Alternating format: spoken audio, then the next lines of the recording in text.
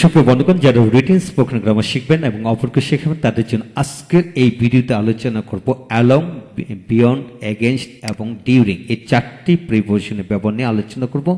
তাই আসুন ভিডিওটি শেষ পর্যন্ত দেখি, পরে বিষয়টি বুঝে নেই। হ্যাঁ বন্ধুগণ, আজকের এই ভিডিওটি Khan method a complete book of written spoken English grammar এই বই থেকে নেওয়া হয়েছে। এই বইটির উপরে ইতিমধ্যে 1000-এর অধিক ভিডিও লেকচার তৈরি করে ফেসবুক, ইউটিউবে দেওয়া হয়েছে। সেগুলো দেখুন, প্রতিটি ভিডিও আপনাদের কাছে আসবে এবং ভালো লাগবে।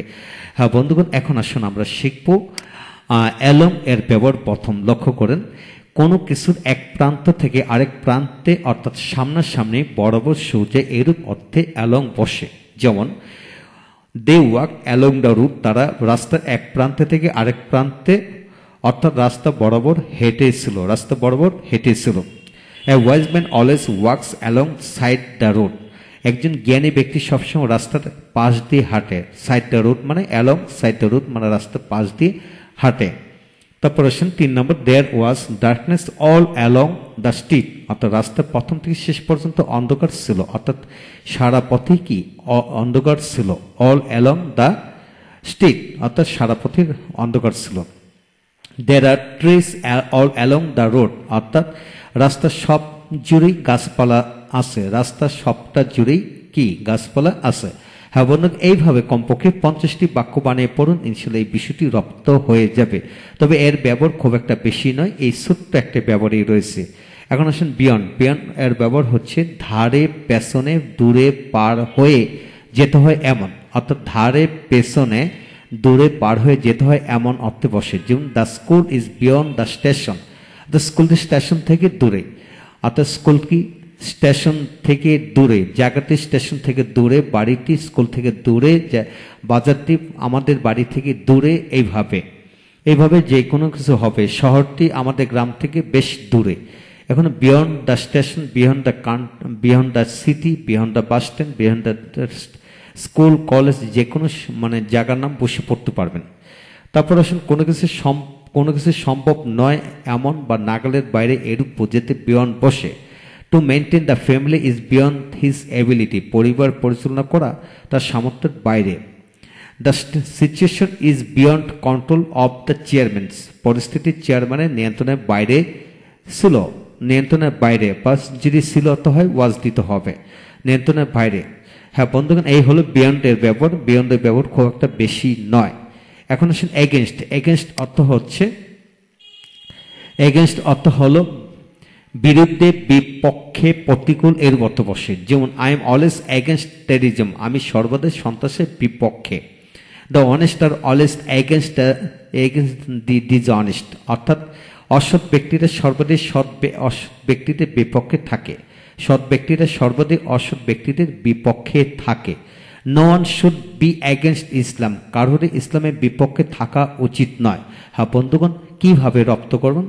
যেমন against me, you, him, her, them, অর্থাৎ প্রনাউনের objective form. Against the boy, against Kamal, Jamal, against the chairman. এইভাবে হাজারো কমন নাউন বসে পড়তে পারবেন। এখানে মা, বাবা, ভাই, বোন, আত্মীয় স্বজন যে কোনো। Against the boy, against the girl, against the women, against my father, আমার বাবার বিপক্ষে।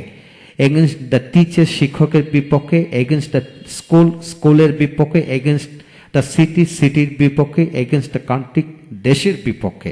হ্যাঁ বন্ধুগণ, এইভাবে হাজারো শব্দ বসে পড়তে পারবেন, অর্থাৎ হাজার হাজার কমন নাউন আছে, সে সকল কমন নাউন বসে পড়তে পারবেন। তারপর আসেন এগেনস্ট রিডিং, অর্থাৎ পড়ার বিরুদ্ধে, বা এগেনস্ট ইউ রিডিং, তোমার পড়ার বিপক্ষে। এইভাবে হাজারো ভার্বের সাথে আইএনজি যুক্ত করে পড়তে পারবেন। তারপর এগেনস্ট বিং রিচ, অর্থাৎ ধনী হওয়ার বিপক্ষে। এগেনস্ট হ্যাপিনেস, সুখের বিপক্ষে। এগেনস্ট এডুকেশন, অর্থাৎ শিক্ষার বিপক্ষে। এগেনস্ট এডুকেশন, শিক্ষার বিপক্ষে। হ্যাঁ বন্ধুগণ, এইভাবে হাজারো অ্যাবস্ট্রাক্ট নাউন রয়েছে, শেষ নাউন বসে পড়তে পারবেন।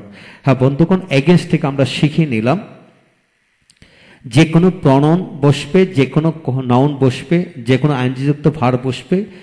এইভাবে এগেনস্ট বিং রিচ, অর্থাৎ যে কোনো অ্যাডজেক্টিভ বসে পড়া যাবে ইনশাল্লাহ। এইভাবে বসে কমপক্ষে 50টি বাক্য বানায় পড়ুন, ইনশাল্লাহ এগিয়ে যাবেন।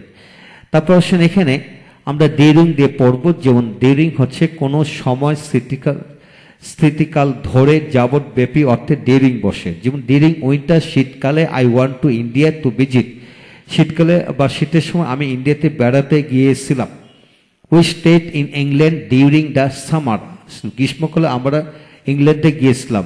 তো যেভাবে মনে রাখবেন লক্ষ্য করেন, ডিউরিং উইন্টার শীতকালে, সামার স্প্রিং, ডিউরিং এক্সামিনেশন অর্থাৎ পরীক্ষার সময়, ডিউরিং ডিপার্চার বিদায়ের সময়, ডিউরিং বার্থ জন্ম নেওয়ার সময়, ডিউরিং ডেথ মৃত্যুর সময়, ডিউরিং মিটিংয়ের সময়, এরূপ অর্থে এরূপ শত শত শব্দ বসে পড়তে পারবো। হ্যাঁ বন্ধুগণ, চেষ্টা করুন এইভাবে যদি পড়েন, ইনশাল্লাহ এগিয়ে যাবেন। এই হলো আজকের বিষয়। পরবর্তী ভিডিওতে আমরা আরো গুরুত্বপূর্ণ প্রিপারেশন নিয়ে আলোচনা করব। আমাদের সাথে থাকুন। এছাড়া যারা সত্যি রিটেন স্পোকেন গ্রামার শিখতে চান, তাহলে তারা প্রিপারেশনের সকল ব্যবহারগুলো ভেঙে ভেঙে শিখে নেন। এছাড়া এই বইটির প্রতিটা পৃষ্ঠা থেকে ভিডিও লেকচার তৈরি করা হয়েছে। যদি আপনারা সত্যি রিটেন স্পোকেন গ্রামারের উপর পরিপূর্ণভাবে ধারণা নিতে চান, অপরকে নেওয়াতে চান এবং নিজে পড়াতে চান, তাহলে এই বইটি সংগ্রহ করে নেন এবং আমাদের সকল ভিডিওগুলো আপনারা সংগ্রহ করে নেন। ইনশাল্লাহ এগিয়ে যাবেন। ভালো থাকুন।